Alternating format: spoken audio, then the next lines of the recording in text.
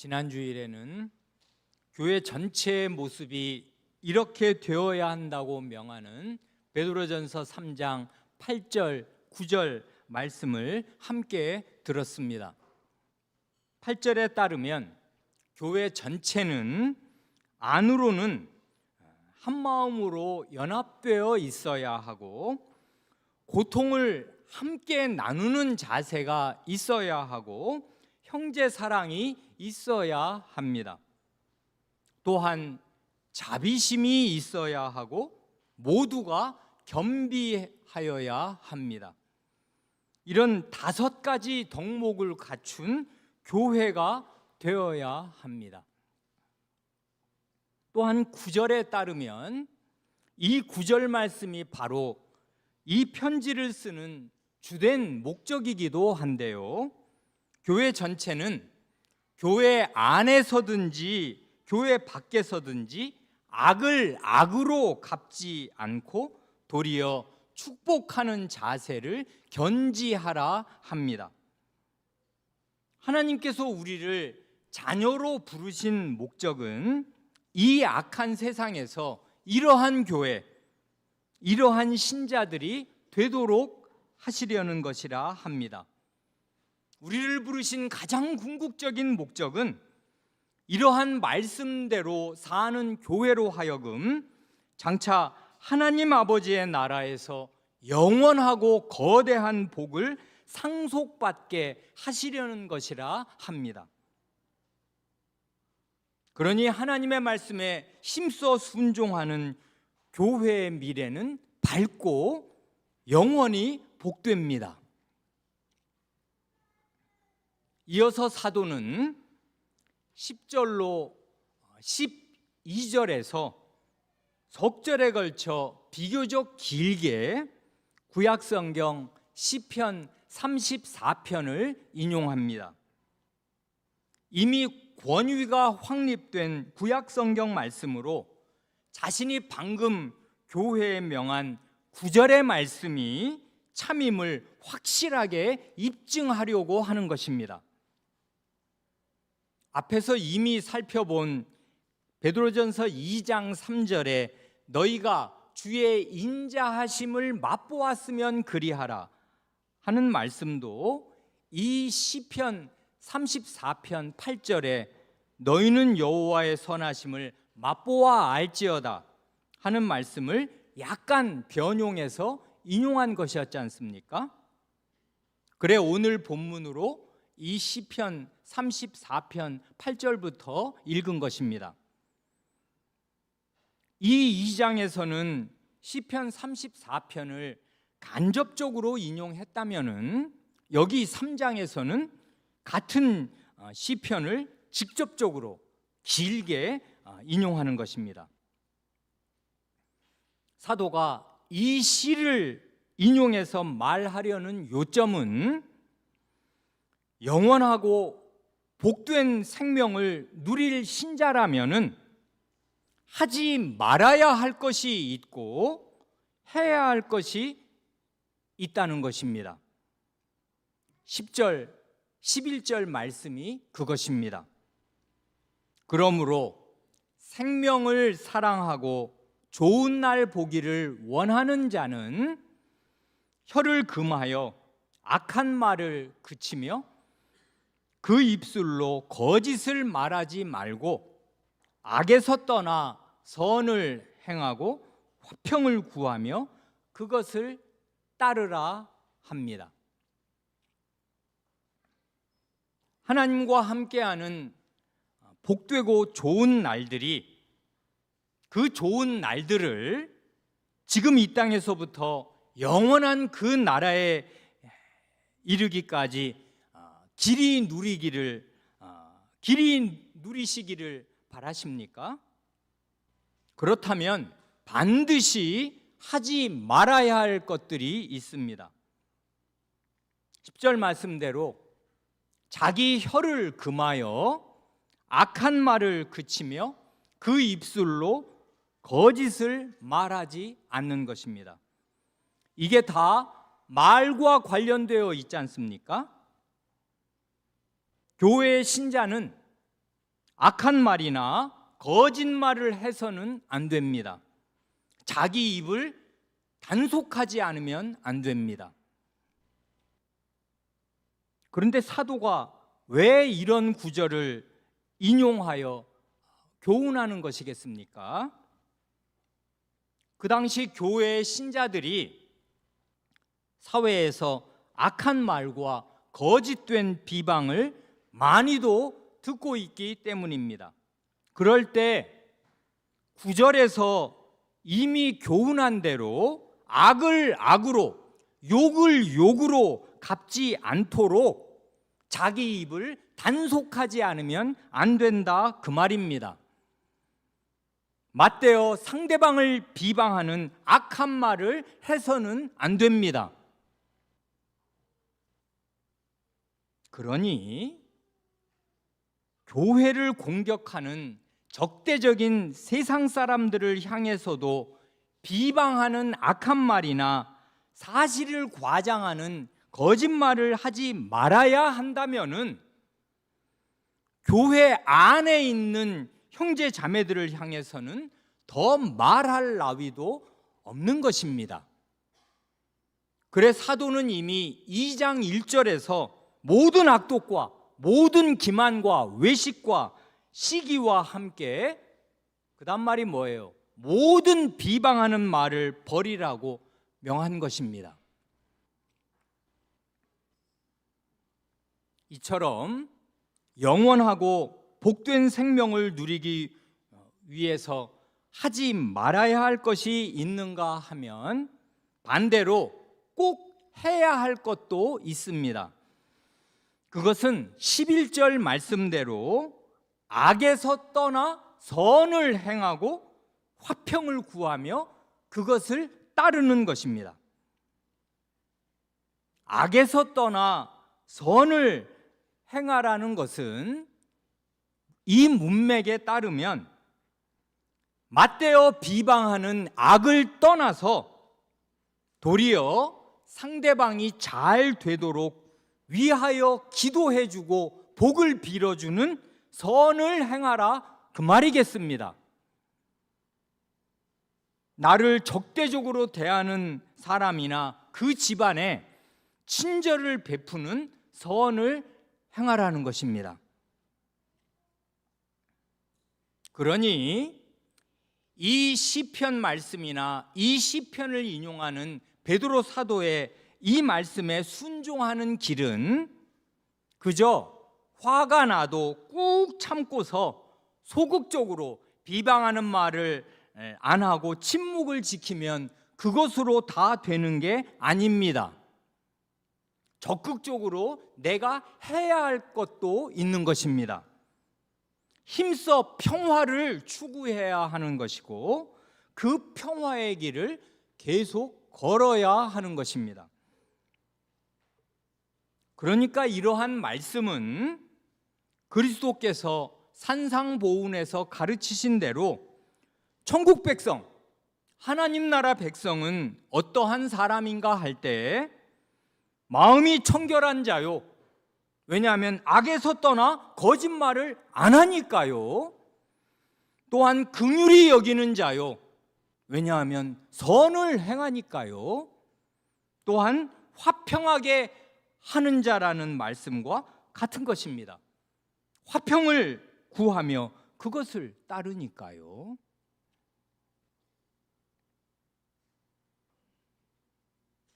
하지만 여기까지만 들으면 우리의 마음이 의기소침해지고 위축될 수도 있을 것입니다. 왜냐하면 아이고, 나는 남에게 부당하고 근거 없는 모욕이나 비난을 들으면 맞대응하지 않고 가만히 참고 있기도 어려운 사람인데 어떻게 저렇게 악한 상대방을 위해서 복을 빌어주겠으며 저런 악인과 평화를 추구하겠는가 말입니다. 이게 가능해요? 우리 같은 사람들에게? 그런 생각이 드는 분은 이 말씀을 잘 들으시기 바랍니다. 해결책이 12절 말씀입니다. 주의 눈은 의인을 향하시고 그의 귀는 의인의 간구에 기울이시되 주의 얼굴은 악행하는 자들을 대하시느니라 하였느니라. 이 12절 말씀이 어떻게 해결책이 됩니까? 주님의 눈과 주님의 얼굴을 의식하는 참된 믿음이 있을 때 신자는 악을 악으로 갚는 또 다른 악행을 저지르지 않게 될 뿐만 아니라 자신의 타고난 죄악된 본성으로는 결코 할 수 없는 선행을 할 수 있게도 되는 것입니다. 곧 교회와 신자는 다른 사람의 악행과 부당한 비난을 당하게 될 때 먼저 주님의 눈을 의식합니다. 그게 믿음입니다. 믿음은 보이는 게 아니라 보이지 않는 것을 보는 힘이잖아요. 그래, 보이지 않는 주님의 눈을 나는 의식합니다. 말하자면 주님께서 저 악한 상대방과 나 사이에 딱 서 계시면서 억울한 일을 당하는 나를 다 지켜보고 계신다는 사실을 인식하는 것입니다. 그럴 때 참된 신자는 상대방에게 무엇라고 맞대응하는 것보다 먼저 주님께 간구합니다. 앞에서 주님의 눈을 의식했다면 이번에는 주님의 귀를 의식하는 것입니다. 주님께서 내 기도를 틀림없이 들어주신다. 나의 이 억울한 형편을 다 아시는 주님, 다 보고 계시는 주님께서 나를 보호해 주시고 내 이 좁은 마음을 평정해 주시고 다스려 주시기를 구합니다. 그와 동시에 참된 신자는 내가 이런 믿음을 버려버리고 상대방과 똑같은 차원에서 악을 악으로 갚으면 주님께서 진노하시는 얼굴, 그 두려운 얼굴로 나를 빤히 쳐다보신다는 사실을 기억하고 자기 마음을 다잡습니다. 그래, 마지막으로는 주님의 얼굴을 의식하는 것입니다. 요컨대 주님을 참되게 믿는 믿음, 곧 살아계신 주님의 눈과 귀와 얼굴을 생생하게 의식하는 그 믿음이 신자가 저지를 가능성이 있는 또 다른 악행을 막아주고 신자의 선행, 이 세상 사람들의 타고난 본속으로는 죽었다 깨어나도 할 수 없는 그 선행을 가능하게 해주는 것입니다. 주님의 얼굴이 나의 악행을 막아주고 주님의 눈과 귀가 나의 선행을 가능하게 해주어요. 그러니 그 역도 성립하는 것입니다. 곧 그리스도를 믿는 신자라 하면서 악을 당했을 때 자기도 똑같은 악으로 맞대응한다면은 그것은 참된 믿음에서 이탈해서 믿음이 없던 원래의 불신의 상태로 돌아가 버리는 것입니다. 그래, 나중에 사도가 베드로후서 2장 22절에서 개가 그 토하였던 것에 돌아가고 돼지가 씻었다가 더러운 구덩이에 도로 누웠다 하는 말이 그들에게 응하였도다 하는 말과 같이 되는 것입니다. 그런 불신의 상태에서 돌이켜야 합니다.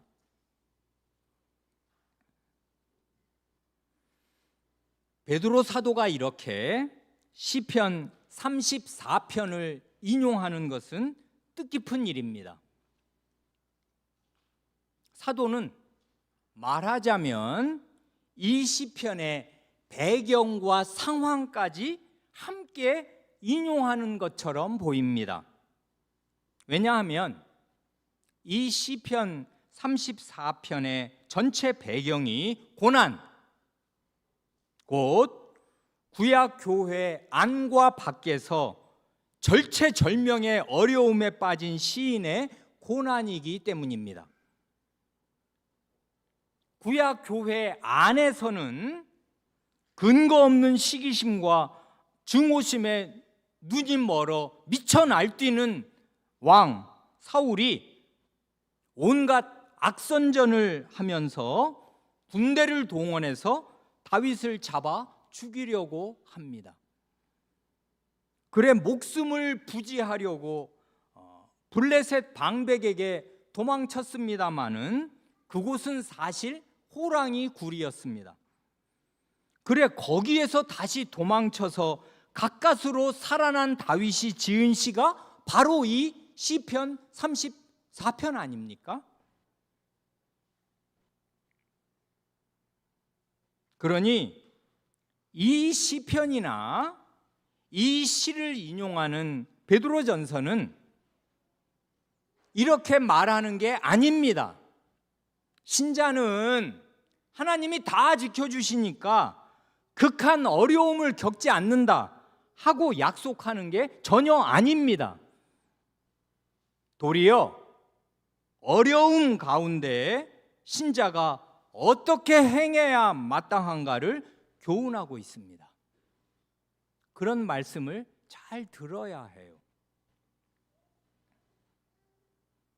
사도의 교훈이 이어집니다. 먼저 13절과 14절 상반절까지만 읽겠습니다. 그런데 이 말씀을 잘 들어보세요. 이게 지금 앞뒤가 맞는 얘기인지. 13절과 14절 상반절. 또 너희가 열심으로 선을 행하면 누가 너희를 해하리요? 그러나 의를 위하여 고난을 받으면 복 있는 자니. 이렇게 13, 14절을 연이어 읽고서 찬찬히 생각하면 어딘지 모르게 앞뒤가 안 맞고 모순되는 것처럼 느껴질 수도 있습니다. 왜냐하면 13절에서는 뭐라고 말해요? 열심히 선을 행하면 아무도 너희를 해치지 않는다 하고 말하는데 14절에서는 의를 위하여 고난을 받는 경우를 말하기 때문입니다. 고난을 받는다는 얘기는 해치는 사람이 있다는 말도 되지 않겠습니까? 그러니 선을 열심히 행하고 의를 행하면 해치는 사람이 있다는 얘기예요? 없다는 얘기예요? 실제로 열심히 선을 행했던 예수님이나 스데반이나 모든 사도들도 많은 사람들에게 많은 해를 당한 것이 분명한 사실 아닙니까? 그런데 왜 13절처럼 얘기하냔 말입니다. 그러니 너희가 열심으로 선을 행하면 누가 너희를 해치겠는가 하는 이 13절 말씀은 이렇게 이해하는 것이 좋을 것입니다. 즉 참된 믿음으로 열심히 선을 행하는 신자를 하나님께서 지켜보시고 보호해 주시기에 아무도 신자를, 이 말이 중요한데, 궁극적으로 해칠 수 없다 그 말입니다. 왜냐하면 14절까지 연결시켜서 이해할 때 의를 위하여 고난을 받는다면은 그건 차라리 복된 일인 까닭에 이 땅에서 신자에게 해를 가하는 자들은 영원의 관점에서 보면 신자를 해치는 거라기보다는 차라리 신자에게 복을 몰아주고 있는 셈입니다. 그리스도께서 친히 이렇게 말씀하셨기 때문입니다. 마태복음 5장 10절 이하에서 의를 위하여 박해를 받은 자는 복이 있나니 천국이 그들의 것임이라. 나로 말미암아 너희를 욕하고 박해하고 거짓으로 거슬러 모든 악한 말을 할 때에는 너희에게 복이 있나니 기뻐하고 즐거워하라. 하늘에서 너희의 상이 큼이라. 그러니 참된 믿음으로 선행을 하는 신자는 궁극적으로 아무에게도 해를 당하지 않아요. 그가 받는 해는 복의 포인트를 쌓고 있는 것일 뿐이에요. 하나님께서 궁극적으로 그를 꼭 붙들고 보호하고 계시고 네가 내 사람이다, 내 자녀지, 나를 대신해서 지금 이 땅에서 그 일을 하고 있는 거지 하시는데 그런 사람을 누가 해친단 말입니까? 그런 보장의 말씀이에요. 그렇지만 그 사람이 눈으로 보이는 우리 몸으로 겪는 고난을 안 받는다는 말씀이 또한 아닙니다. 그래 13절과 14절은 아주 묘미가 있는 말씀이에요. 강력한 보장의 말씀인 동시에 아주 현실적인 말씀입니다. 의인은 고난을 받아요. 그러나 궁극적으로 그를 해칠 수 있는 사람은 없어요. 심지어 목숨을 끊어놓아도 그는 해를 당한 것이 아니라 순교자의 영광의 반열에 드는 것입니다. 그렇기에 14절 하반절의 교훈이 이어집니다. 그들이 두려워하는 것을 두려워하지 말며 근심하지 말고. 사도는 사회적인 반대와 어려움에 처한 교회와 신자들에게 두려워하지 말고 근심하지 말라 합니다.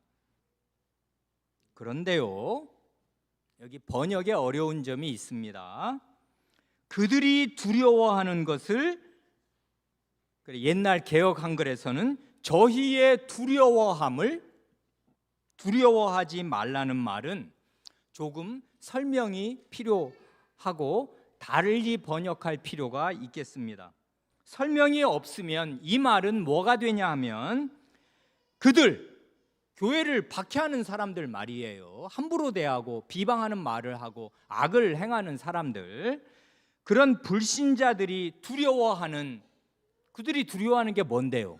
예를 들면 가장 강력한 죽음 또는 재난 또는 질병 또는 파산 같은 거, 이런 것 등을 그들이 두려워하는 이러이러한 나쁜 악들을 너희는 두려워하지 말라는 말로 들리지 않습니까? 아닌 게 아니라 이 3장 6절에서는 그런 뜻으로 말했습니다.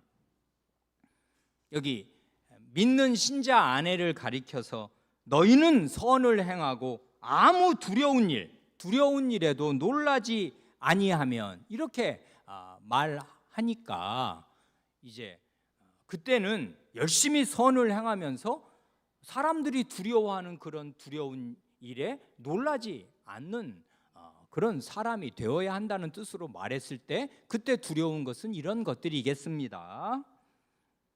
그런데 여기서는 그렇게 이해해도 무슨 대세에 지장이 없지만 정확한 뜻은 아마 아닐 것입니다. 이렇게 설명하겠습니다. 그 영어 단어의 테러, 왜 테러리스트, 이런 말은 초등학생도 다 들어서 알지요. 그 테러라는 말이 있지 않습니까? 그 테러라는 그 영어 단어의 원래 뜻이 뭐냐 하면 두 가지인데 두 가지는 원래 연결되어 있어요. 테러의 첫 번째 뜻이 뭐냐 하면 공포를 불러일으키는 위협 행위입니다. 테러 행위, 그게 원래 테러의 1차적인 뜻이고 위협 행위. 그래 2차적인 뜻이 그런 행위로 말미암아 겪게 되는 공포, 두려움이 테러예요. 또한 그러니까 테러는 위협 행위도 되고 공포, 두려움도 되는 거지요. 그것과 아주 꼭 마찬가지로 그들이 두려워하는 것에서 그 두려워한 것이라는 단어의 원래 뜻이 테러와 똑같은 두 가지 뜻입니다. 첫째가 두려움을 불러일으키는 것, 곧 위협입니다. 둘째가 그 결과로 일어난 두려움이에요. 그런데 우리말 번역자들은 두 번째 뜻으로 번역한 거죠. 그들의 두려워하는 것을 너희는 두려워하지 말아라, 이 말인데, 이 구절에서는 이 단어의 첫 번째 뜻, 테러의 첫 번째 뜻으로, 즉 위협의 뜻으로 이해하는 게 더 적합할 것입니다. 왜냐하면 거기에 그들이의 소유격이 들어가 있기 때문에 그래요. 이건 일반적인 두려움이 아니라 그들이 가하는 위협이거든요. 그래서 14절 하반절을 다시 번역한다면 그들의 위협을 두려워하지 말며 근심하지 말고, 그 말입니다. 이렇게 이해하는 것이 더 적확할 것입니다. 그들의 위협을 두려워하지 말고 근심하지 마십시오. 이러한 토대 위에서 15절에 아주 중요한 교훈을 하게 되는 것입니다. 그래 15절과 16절 상반절까지 읽으면 이렇습니다. 오늘은 아마 여기까지 보아야 할 것 같습니다.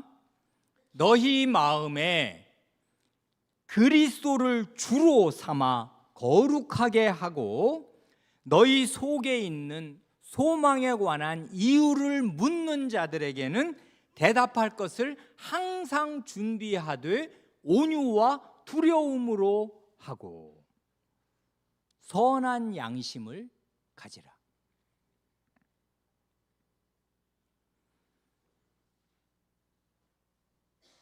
교회 오래 다니신 분들은 아시겠습니다마는 교회의 많은 설교에서 종종 이 15절만 똑 따서 전도의 자세를 교훈하고는 합니다.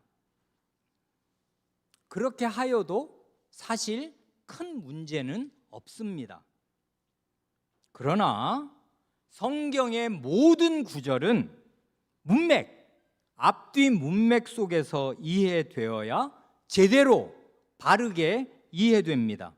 이 구절도 마찬가지예요.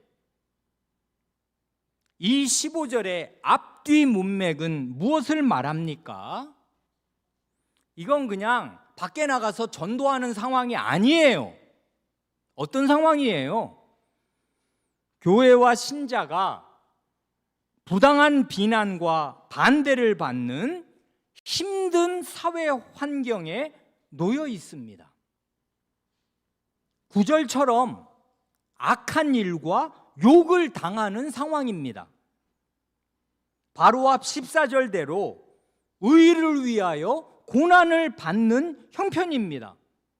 그리고 그 다음 16절에도 신자의 선행을 욕하는 자들의 비방이 언급됩니다. 그렇기에 먼저 14절 맨 마지막에서는 그들의 위협을 두려워하지 말고 근심하지 말라고 한 거지 않습니까? 그 말 다음에 이 말이 나오는 거라고요. 두려워할 상황, 근심할 상황에 있어요, 사회적으로. 이런 위협적인 상황에 처한 신자에게 사도가 15절에서 당부하는 내용이 무엇입니까? 크게 세 가지입니다. 그걸 차례로 살펴보고 말씀을 마치려 합니다. 첫째로, 너희 마음에 그리스도를 주로 삼아 거룩하게 하라 합니다.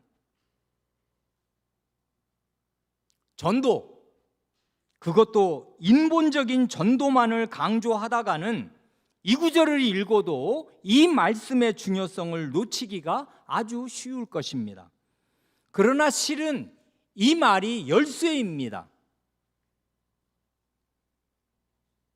위기에 처할수록 정말 중요한 것은 상대방의 태도나 어려운 상황 자체가 아니라 신자 자신의 마음 상태입니다. 신자의 마음 중심에 예수 그리스도를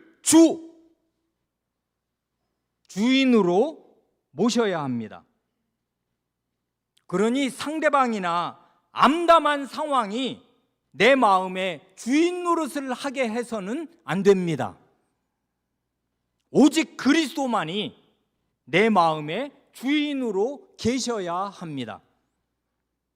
그리스도께서 곧 황제보다 더한 절대의 권위로 내 마음에 딱 좌정하셔야 합니다.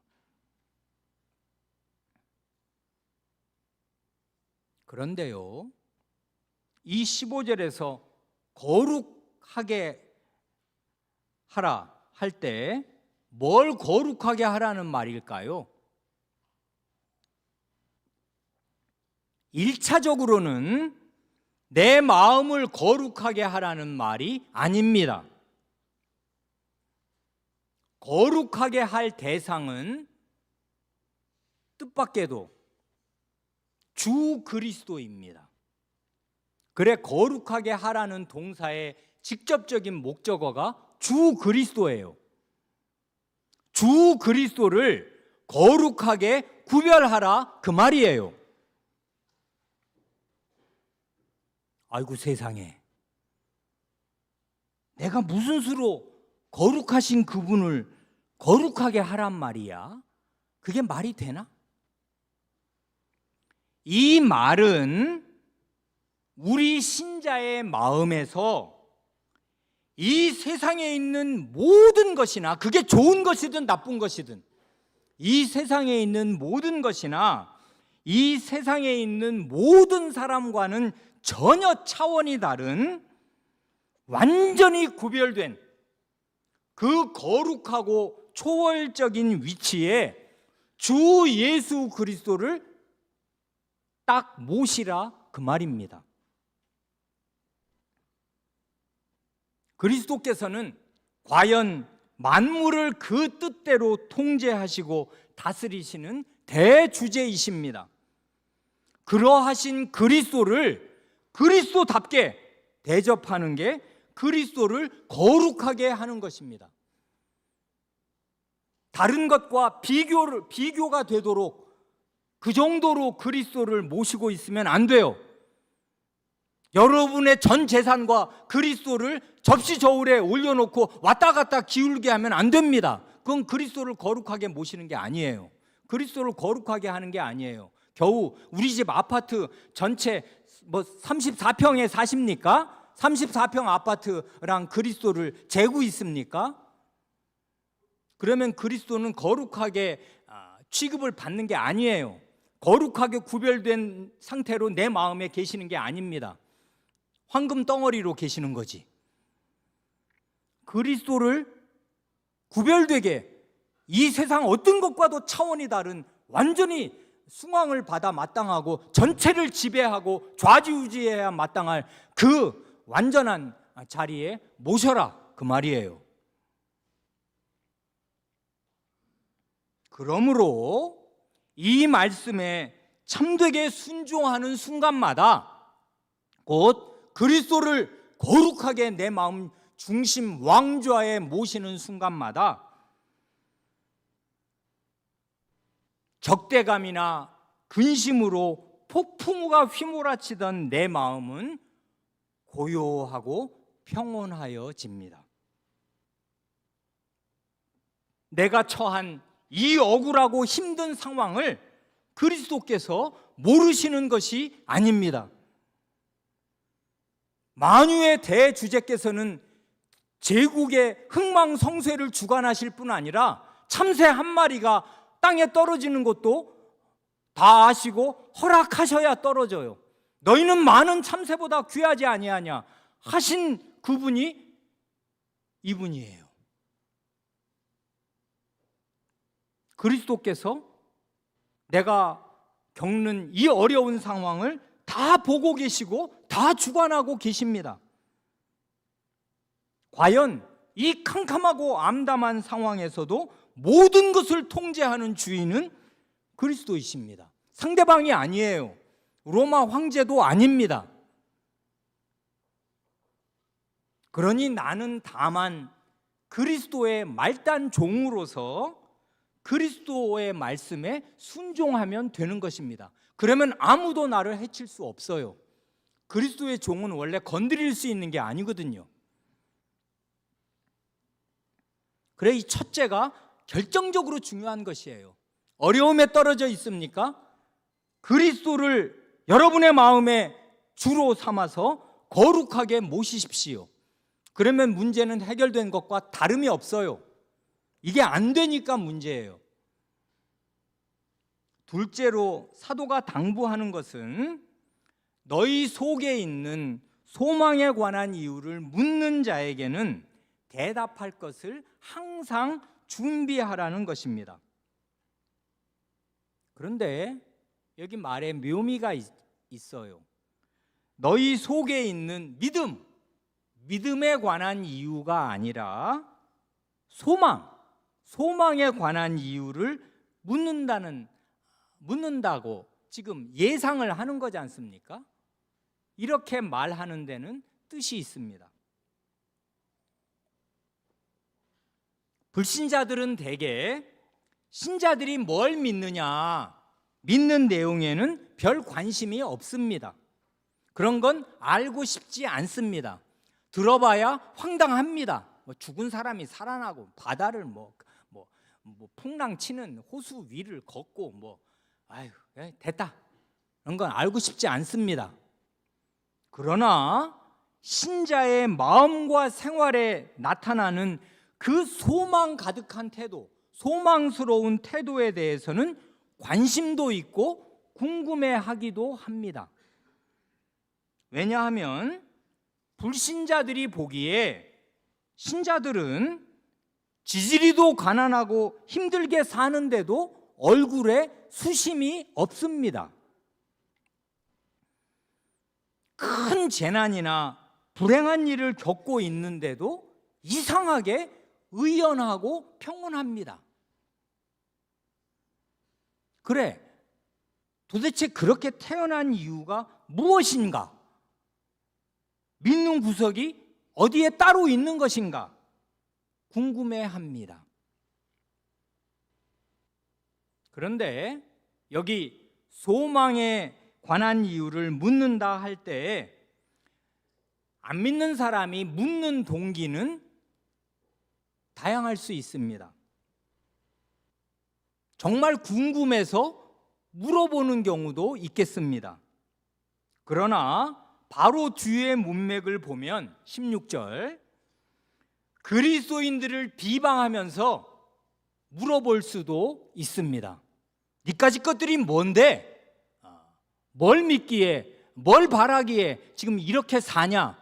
왜 사회가 하라는 대로 안 하고 그렇게 이 반사회적인 길로 가냐? 뭘 믿냐 도대체? 그리고 뭘 그렇게 바라길래 그러고 사냐? 하고 물어볼 수가 있어요.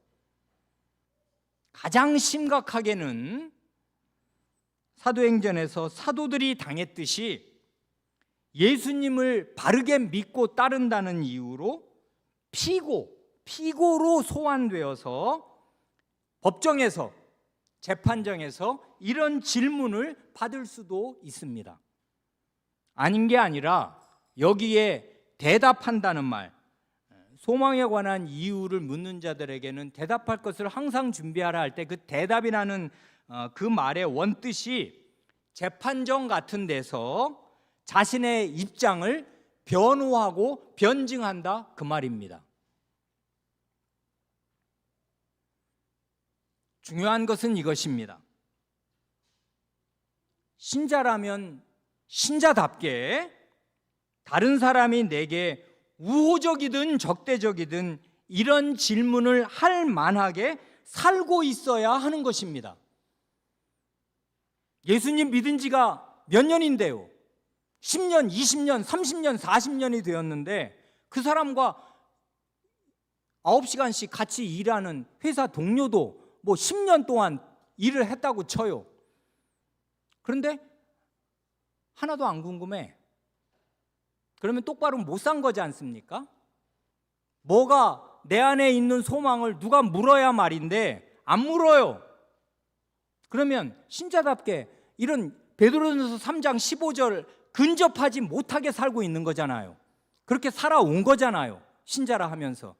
말은 신자인데 신자답게 살지 못한 것일 것입니다. 그리고 그런 질문이 왔을 때 나를 잘 알고 있는 친구가 너는 어째 그리 맨날 힘들지도 않냐? 야, 일요일이면 진짜 푹 자야 되는, 나는 오전 내내 잠만 자. 너무 피곤해가지고. 근데 너는 어떻게 아침 일찍 교회에 그렇게 그걸 하루도 안 빠지고 가냐? 그게 제일 신기해. 나는 그냥 가끔 종교를 가꾸는 싶은데 매주 일요일마다 교회 가야 되는, 그건 난 못해. 그래서 나는 못 믿어. 이렇게 말하는 사람이 있거든요. 물어요, 친구가. 물을 수가 있잖아요. 왜냐하면 그 사람은 하늘이 두 쪽이 나도 주일이 되면 언제든지 아침에 딱 그 정장을 차려입고 교회를 가. 그러는 것들이 궁금증을 불러일으킬 수 있어요. 이건 사소하면서도 현실에서 드러나는 거란 말입니다. 가까이 있는 사람은 알아요. 그래, 이런 질문이 왔을 때 확실하게 대답할 수 있을 만큼 나의 진정한 소망이 무엇인지가, 내가 정말 이 세상에서 뭘 바라고 사는지를, 그런 것이 내 안에서 뚜렷해야 해요. 그래, 교회 생활하는 가운데 가슴 아픈 얘기도 듣습니다. 친족이 이제 오늘날 해요. 그래서 제가 목사로서 권합니다. 위에서 같이 기도도 하지만 이건 지금 막차 탄 거지 않습니까? 며칠 더 살지 알 수가 없으니까 부지런히 하나님 말씀 그 중요한 구절 뽑아서 이러이러한 구절, 요한복음 3장 16절 있지 않습니까? 그런 거 부지런히 읽어주시고, 그리고 정말 눈물을 흘리면서라도 나한테 가장 중요한 건 이거다, 이 말 한번 들어봐다오. 이게 너에게 하는 나의 유언과 같은 거다. 너 얼마 안 남았으니까 하고 말해주세요. 하고 말하면 목사님, 저는 그런 거 해본 적 없는데요. 저 그런 거 잘 못하는데요. 잘 못하는 게 어디 있습니까? 자기 마음의 소망이 뚜렷하지 않으니까 뭘 바라고 사는가, 그러는 거를 왜 가장 중요한 사람이 지금 오늘날 하고 그러고 있는데 왜 말을 못하며 할 말이 왜 없어요? 소망이 마음에 뚜렷하지 않으니까 없는가 보죠. 그렇게 살면 안 돼요, 신자는. 여기 사도가 명하잖아요. 항상 준비되어 있어야 합니다. 툭 치면 나올 만큼. 이게 내 소망입니다. 나는 다른 건 다 잃어버려도 좋고 다 나한테 뺏어가도 좋은데 이거 하나는 뺏길 수 없습니다. 이게 내 전부입니다. 이런 소망, 이게 내 소망입니다. 진짜입니다. 이거. 나는 이거 빼면 시체입니다. 이런 게 왜 없어요? 우리 안에 다 있죠.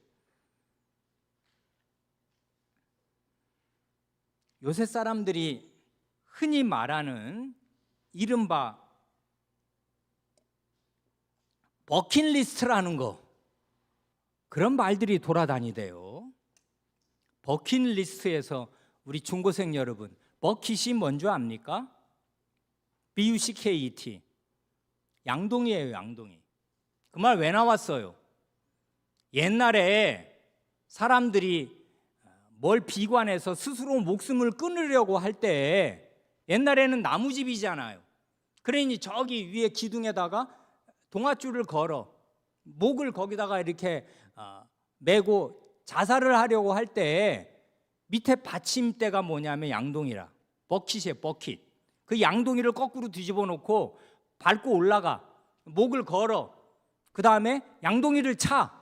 그러면 이제 대롱대롱 매달려서 혀를 쭉 빼물고 죽는 거지 않습니까? 그러기 전에 써놓는 거, 내가 죽기 전에 이건 꼭 했어야 됐고 해야 되는데, 그리고 나 이거 꼭 하고 싶었는데, 그렇게 적어 놓는 게 버킷리스트예요. 그러니 신자가 무지해서 이런 말이 무슨 뜻인지도 모르고 쓰면야 무지해서 쓰는 거겠지만은, 이런 무가치한 말이 무슨 뜻인지는 알고 있어야 할지 몰라도 우리 신자라면은 이런 말을 그 뜻에 맞게 쓸 수는 없을 것인데, 사람들이 하도 이런 말들을 그냥 뭐 대단한 것처럼, 뭐 당신의 버킷리스트가 뭐 나는 뭐 이거는 꼭 하고 싶어 줄줄줄 꼽아 놓는 거, 이런 말들을 쓰니까 그냥 세상에 돌아다니니까 갖다 쓴다고 합시다. 죽기 전에 꼭 해보고 싶은 일이 무엇인가는 꼽아놓고 있으면서도 자신의 영원한 소망이 무엇인지는 불확실하든지 조리 있게 말할 수 없다면은 신자로서는 심히 부족한 것입니다. 그런 사람은 베드로전서 3장 15절까지 올 수도 없고 베드로전서 1장 1, 2, 3절을 100번을 읽으세요. 그 말이 자기 마음에 앉힐 때까지. 그래, 그리스도의 부활하심으로 말미암아 산 소망이 내 속에 있어야 이런 말을 누가 물으면 하려면 할 수 있을 것 아닙니까? 첫째, 기억하십니까? 그리스도를 주로 삼아 거룩하게 하시라. 둘째는 소망에 관한 이유를 확실하게 말할 수 있도록 항상 준비되어 계시라. 셋째로, 사도는 신자가 이렇게 자기 속에 있는 소망에 대해 진술할 때 어떤 태도를 가져야 하는가를 또한 교훈합니다. 사도는 정말 치밀한 분이에요. 하나님의 말씀은 정밀합니다. 우선 14절 마지막에서 말한 대로, 옛날엔 절구분이 없잖아요. 15절 하기 전에 딱 한 말이 뭐예요? 상대방의 위협을 두려워하거나 근심하지 말아야 합니다. 그리고 다음으로 진술할 때는 온유와 두려움으로 말하라 합니다. 얼핏 잘못 읽으면 14절하고 15절이 모순되는 것처럼 보일 수도 있지 않습니까? 14절에서는 두려워하지 말라고 해놓고는 15절에서는 두려움으로 말하라고 말해요. 어떻게 하라는 거예요? 그러니 여기 15절의 두려움은 하나님과 주 예수 그리스도에 대한 경외심인 것이 분명합니다. 2절에서 신자 안에 두려워하며 정결한 행실, 그걸 말했잖아요. 하나님을 두려워하기에 행실이 정결한 것.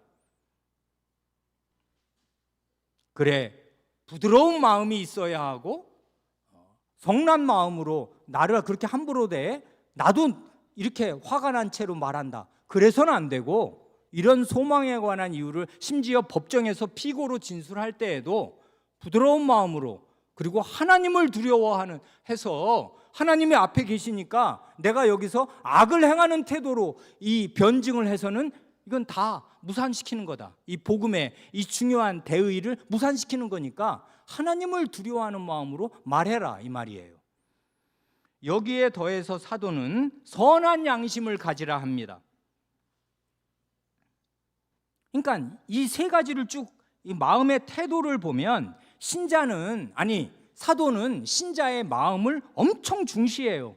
두려워하거나 근심하지 않는 것도 마음의 상태요. 온유와 경외심도 마음이요. 선한 양심도 마음이잖아요. 신자에게는 마음이 엄청 중요한데, 그런 마음의 중심, 그런 마음의 맨 끝자리에는 언제나 하나님이 계십니다. 하나님을 참되게 믿기에 나는 이 세상 사람들 위협 두려워하지 않습니다. 근심하지도 않습니다. 하나님을 참되게 경외하기에 부드러움을 유지할 수 있어요. 그리고 선한 양심을 가질 수 있어요. 불신자와의 대화나 논쟁에서 선한 양심이 어떻게 발휘됩니까? 신자가 전도할 때 왕왕 빠지기 쉬운 함정이 이것인데, 마치 세일즈맨이 물건을 팔려고 할 때 그렇게 하듯이 자기가 확실히 알고 있지도 못하고 충분히 믿고 있지도 않는 것을 알고 믿는 것처럼 과장해서 말하기가 아주 쉬워요. 세일즈맨은 그러잖아요. 이거 진짜 좋은 거예요. 이거 절대로 살 수 없는 반 가격에 나온 건데 이거 오늘 내일로 끊어져요. 안 끊어집니다. 원래 그거 며칠 뭐 한 달, 두 달 재고 엄청 남아 있어요. 근데도 이렇게 말하고 이 성능이 엄청 좋대. 근데 자기가 실제로 써본 것도 아니야. 근데 말은 그렇게 해야 돼. 전도는 세일즈가 아닙니다. 자기가 잘 알지도 못하고 자기가 실제로는 확실히 믿고 있지도 않는 것을 그 호승심, 이기려는 마음에서 상대방을 꺾어서 내 말을 믿게 하려는 마음으로 말하는 것은 선한 양심으로 하는 게 아니에요. 그러니까 소망에 관해서 말할 때도 정직하게 말해야 해요. 선한 양심을 가지고 말해야 해요. 선한 양심을 가진 신자는 자기 안에 없는 것을 있는 것처럼 과장해서 말하지 않고 하나님 앞에서 말하듯이 정직하게 말해야 합니다. 또한 선한 양심을 가진 신자는 절대로 이렇게 하지 않습니다. 마치 목적이 수단을 정당화한다는 듯이 상대방으로 하여금 예수님을 믿게 하고 교회에 나오게 할 목적으로 그릇된 수단을 동원하지 않습니다. 그 질 낮은 멸망받을 이단들이 그렇게 하지 않습니까? 교회에 와서 거짓말로 마치 그 양의 탈을 쓴 일이죠. 그러니까 그런 그릇된 그 수단을 가지고 있으면서 그 사람들도 목적은 좋다 할 것입니다. 우리 교회가 올바르니까 이 교회로 오게 하려고, 이 교회를 집어삼키려면 이러이러한 거짓말은 다 해도 그런 건 목적이 수단을 정당화한다. 정당화하지 않아요. 베드로 사도는 전혀 그렇게 가르치지 않습니다. 선한 양심을 가지라 해요. 소망에 관한 이유를 말할 때에도 선한 양심으로, 선한 방식으로 그렇게 해야 마땅합니다. 이에 대해서는 16, 17절에서 더 말하는데 시간이 많이 가서 오늘은 여기까지만 말씀드리겠습니다. 기도하시겠습니다.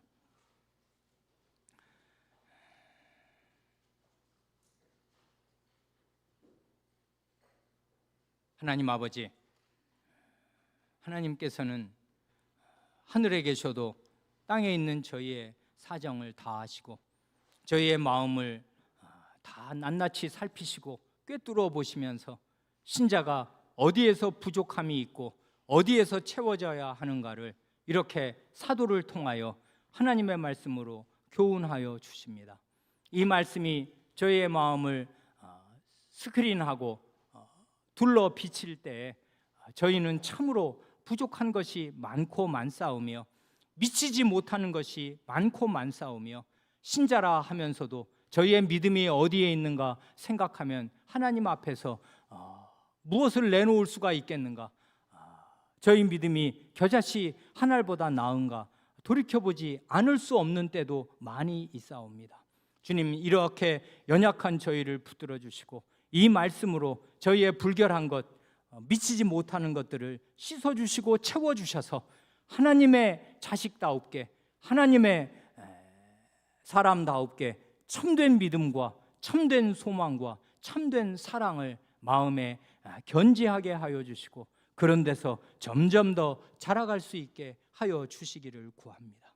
특별히 이 세상으로 전부로 삼고 재미있고 좋은 것들 추구하고 못 가진 것을 가져야 할 것으로 가득한, 못 누려본 것을 누려볼 것으로 가득한 이 세상에서 참된 소망이 무엇인지에 눈뜨게 하여 주시고 그 소망을 붙잡기 위하여 분투 노력하는 사람으로 살게 하여 주셔서 이 세상에 취한 사람으로, 술 취한 사람으로 살지 않고 하나님 나라의 소망을 마음 가득 품고 살게 하여 주시기를 구합니다. 우리 구주 예수님의 이름으로 기도합니다. 아멘.